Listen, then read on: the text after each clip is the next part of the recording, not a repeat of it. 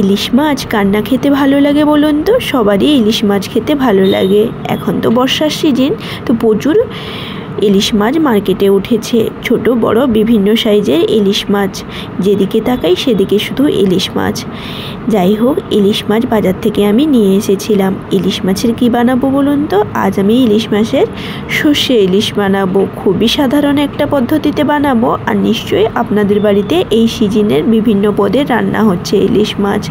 সর্ষে ইলিশ তো মাস্ট সবারই বাড়িতে থাকবে, আর সর্ষে ইলিশটা সবারই খুব বেশি পছন্দর হয়। এখানে আমি 3 চামচ কালো সর্ষে আর 1 চামচ আমি এখানে দিয়ে দিয়েছি পোস্ত, দিয়ে ভালো করে মিহি করে বেটে নিচ্ছি। নমস্কার বন্ধুরা, আপনারা সবাই কেমন আছেন? আমি অনুপমা আর একটা নতুন রেসিপিতে আপনাদের সবাইকে স্বাগত জানাচ্ছি।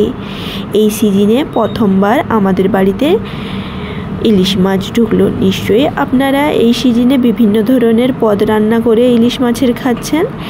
তো আমার বাড়িতে কিন্তু বা আমার রান্নাঘরে প্রথম এই সিজনে ইলিশ মাছ ঢুকলো।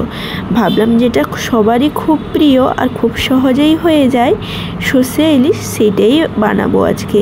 আমি এখানে 4টে পিস মাছ ভালো করে ধুয়ে নিয়েছি, বাকি মাছগুলো রেখে দিয়েছি। নুন, হলুদ, আর এখানে আমি দিয়ে দিচ্ছি 1 চামচ সর্ষে। খুব সাধারণভাবে এই রান্নাটা হয়ে যায়, আপনাদেরও খুব ভালো লাগবে। সম্পূর্ণ ভিডিওটা দেখতে থাকুন, ভালো লাগবে। এই সময় বলে রাখি, যারা আমার চ্যানেলে নতুন এখনও চ্যানেলটিকে সাবস্ক্রাইব করেননি, প্লিজ তারা সাবস্ক্রাইব করে দেবেন, লাইক কমেন্ট করবেন, আর অবশ্যই জানাতে ভুলবেন না কে কোথা থেকে আমার ভিডিও দেখছেন, আর ইলিশ মাছ আপনাদের পছন্দ কি না। মাছটাকে ভালো করে নুন হলুদ মাখিয়ে নিয়েছি। এরপর যে সর্ষেটা আমি বেটে রেখেছিলাম, সর্ষে পোস্ত একসঙ্গে, তার সাথে যদি 2-3টে কাঁচা লঙ্কা বেটে নিতে পারেন তাও আরও ভালো লাগে। তো আমি এখানে কাঁচা লঙ্কা বাটিনি, একটা ছাঁকুনি নিয়েছি, একটু জল মিক্স করে ভালো করে ছেঁকে নিচ্ছি। সর্ষের যে গুঁড়োগুলো থাকে খুব একটা ভালো লাগে না, তবে একটু ছেঁকে নিলে কিন্তু দারুণ লাগে। যাই হোক, একটু জল দিয়ে ভালো করে আমি ছেঁকে নিয়েছি। কড়াই আগের থেকে বসিয়ে রেখেছিলাম, কড়াইটা গরম হয়ে গেছে। এখানে আমি পরিমাণ মতন সর্ষের তেল দিয়ে দিচ্ছি। সর্ষে ইলিশ বানাবো, একটু পরিমাণে সর্ষের তেল বেশি দেব না, এটা কোনো দিন হতে পারে। যাই হোক, আমি এখানে আমার পরিমাণ মতন সর্ষের তেল দিয়ে দিয়েছি। তেলটা গরম হয়ে গেছে। এখানে আধা চামচের থেকে আরও কম দিয়ে দিলাম কালো জিরে।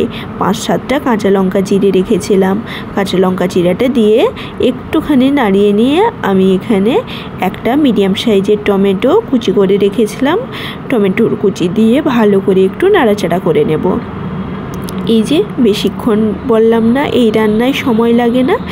তো আমি নাড়াচাড়া করার পরে এখানে সর্ষে বাটার যে জলটা বানিয়েছিলাম, সর্ষে বাটার জলটা দিয়ে একটু শুধু নাড়াচাড়া করে নিলাম।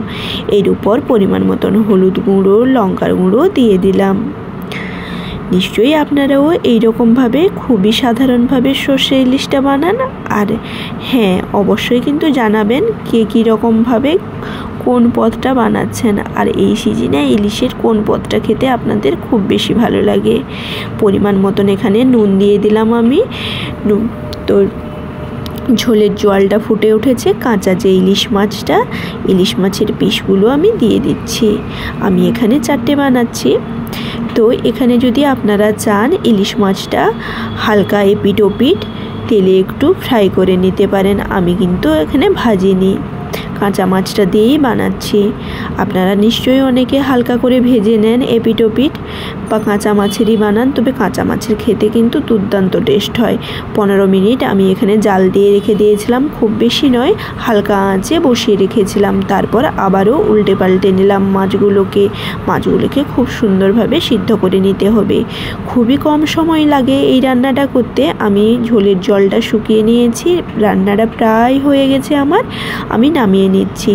উপরে একটু সর্ষের তেল ছড়িয়ে নিয়ে নামিয়ে নেবেন, খেতে কিন্তু দুর্দান্ত লাগে। যাই হোক, রান্নাটা কেমন হয়েছে দেখুন তো। রান্নাটা দেখতে তো দারুণ হয়েছে, খেতেও আশা করি খুব ভালো লাগবে। গরম ভাতের সঙ্গে ধোঁয়া ওঠা ইলিশ, সর্ষে ইলিশ খেতে কিন্তু দুর্দান্ত স্বাদ লাগে।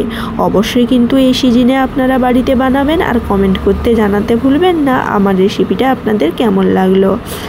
আজকে তাহলে এই পর্যন্ত, দেখা হচ্ছে নতুন কোনো ভিডিওতে। টাটা।